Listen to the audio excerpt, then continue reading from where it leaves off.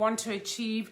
The thing that I think can trip up a lot of people is you have this idea, you have this inspiration, or you have this thing you want to do, but there is a problem. It's one thing to have that here in your mind and to visualize and everything else. It's a whole nother ball game to actually put down a plan. And I really encourage you to get a notebook, get a pen, and write down your plan of action. Write down what it is you're going to need to do in order to achieve this thing that you want to achieve. Now, guys, it sounds really simple to put it that way, but I can tell you there are a lot of people who think that they can just wing it. Hey, Alex, how are you, sweetheart? Thanks for tuning in. There are people who think they can just wing it. You know, okay, so I'll wake up and I'll say, you know what? I need to lose 50 pounds. And I'll be like, yeah, so I'm starting tomorrow, I'm going to lose 50 pounds. It doesn't work like that, guys, because you know what? We are almost, how can I say, the mind is a very powerful place, and we lie to ourselves so often.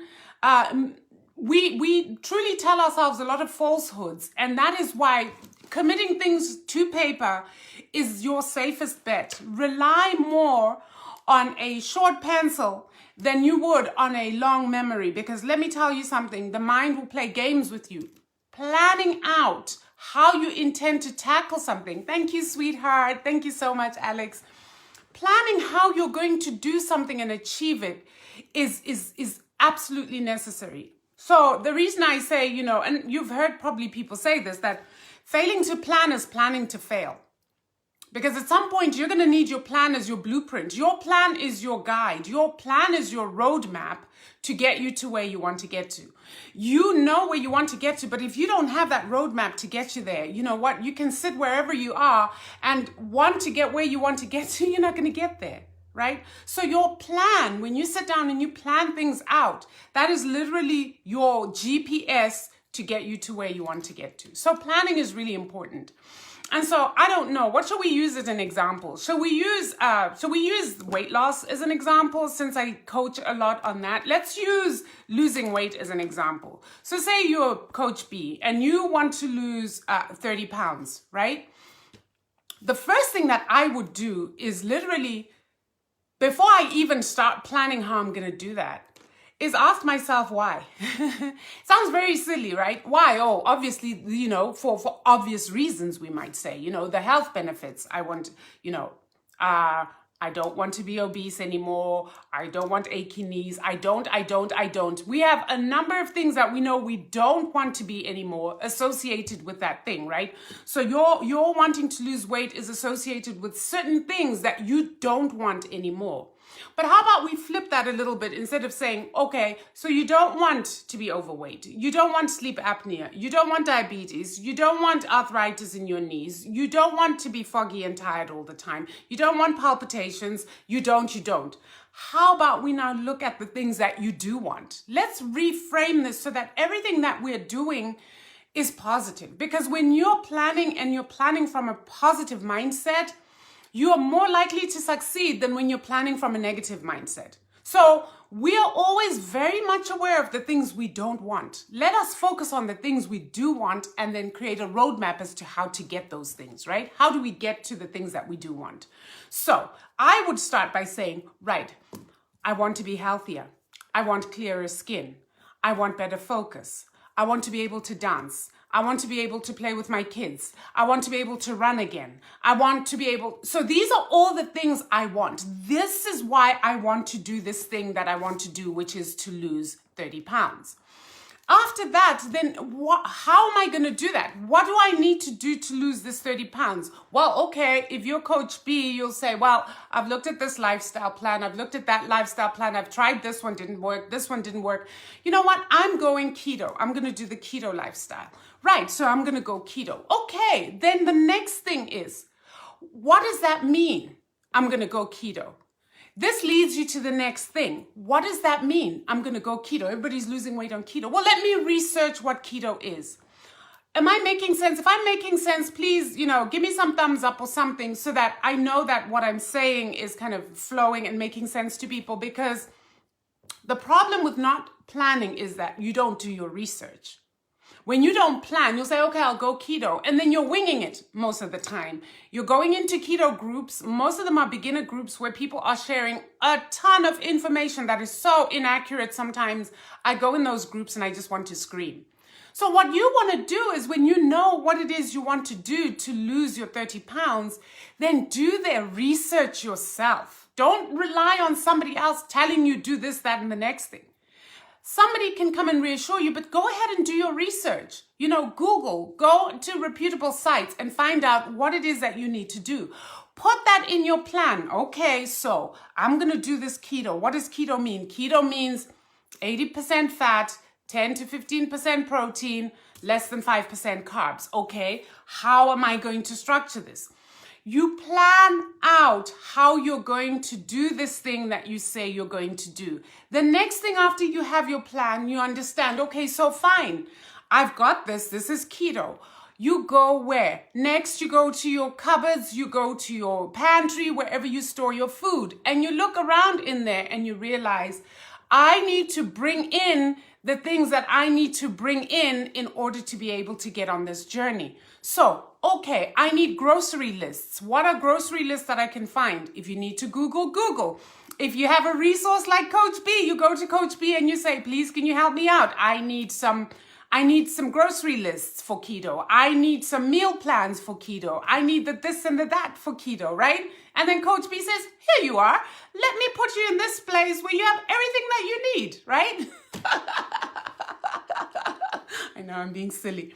But what I'm trying to emphasize is when you have a game plan, you are ensuring that you're setting yourself up for the greatest success. Imagine if you don't have a plan and you suddenly say you're going to go keto, and then you go into this group and you find somebody telling you that keto is high protein, low fat, low carb, and you run with that. And then 3 weeks later, you're like, why am I so bloated and constipated? And why do I feel so sick? Right? So that's your plan. And then what you do is, what else do you need to do? So you've got your diet figured out. The next thing you might say, well, I need to incorporate some exercise. That, again, by the way, is optional if you want to. If you don't, then you know what? Go strict keto. Make sure you're sticking to your program. You want to incorporate exercise? Go ahead. How are you going to do this exercise? What does it look like? You can't just say, I'm going to exercise. What are you going to do? How much time are you going to devote to your exercise? Are you going to devote 30 minutes a day? Are you going to start up? Most people, you see, when you don't plan, you'll say something like, I'm going to exercise 5 days a week for 45 minutes. And I can tell you, right, if you're a beginner, that's a lie. That's a lie. You're not going to do it. You're not going to do it because you haven't built up the consistency muscle. You're going to do 1, 2, and then you're going to quit. So, but if you plan, you're realistic and you tell yourself, look, given the time that I have, I think I can devote 20 minutes, maybe 3 times a week to some exercise. Then you start to pick out, can I go to a gym? Probably not. I'm going to exercise at home. Okay, what do I need to do? And you research, look up exercises, whatever it is. My point is, guys, if you don't plan things out, you are planning to fail, and you will fail.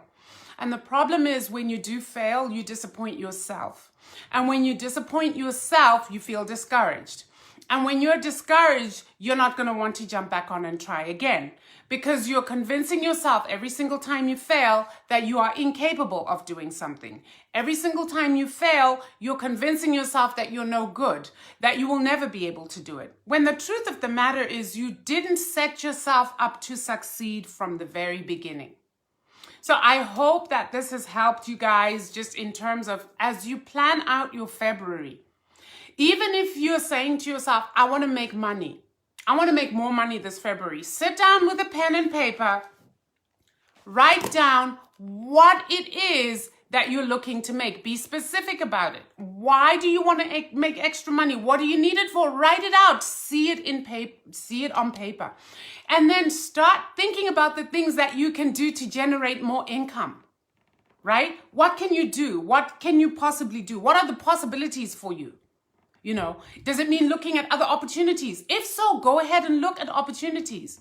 But pen and paper and planning, because when you plan, I tell you, you will succeed. And where things go wrong you can go back to your plan and look at where it is you might have missed something, where it is you might have made a wrong turn, just like a map, and then correct it there. Instead of throwing the whole baby out with the bathwater when things don't work and you tell yourself, it didn't work, it'll never work, it just didn't work. When in actual fact, there was one small thing that you did that just needs tweaking to get you back on the right track. So guys, hope this has helped you. If you have gotten any value from this, I'd appreciate it. Share it to your groups, share it to your friends. Save it for yourself, share it on your wall, invite your friends to come and watch with you. Let's see how many people we can help to kind of have a better 2020 than they did last year. This is so important to me, is making sure that everybody is getting 1% better every single day. And I love the idea of us sharing information.